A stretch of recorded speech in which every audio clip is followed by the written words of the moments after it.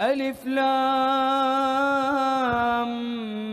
ميم، تلك آيات الكتاب الحكيم،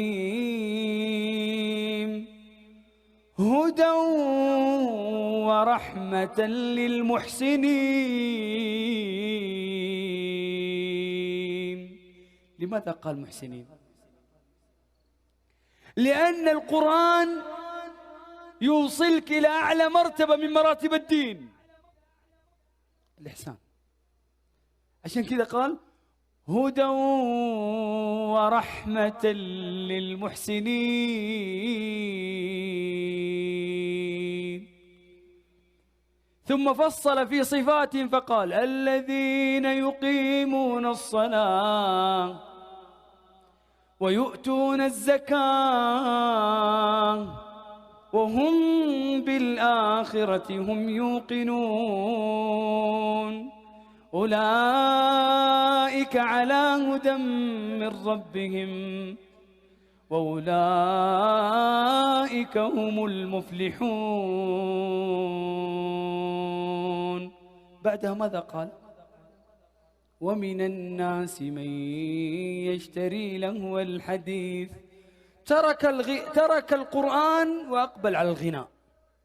ويقول ابن القيم حب الكتاب وحب ألحان الغناء في قلب عبد ليس يجتمعان.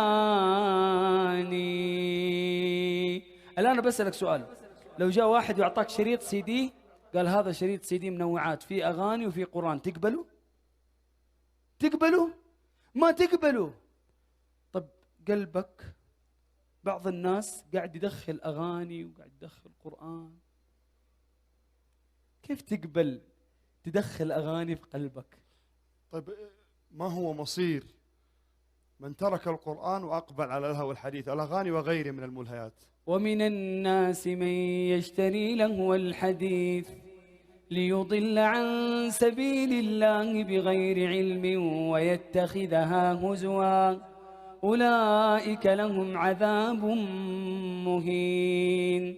وإذا تتلى عليه آياتنا ولى مستكبرا كأن لم يسمعها فبشره بعذاب أليم.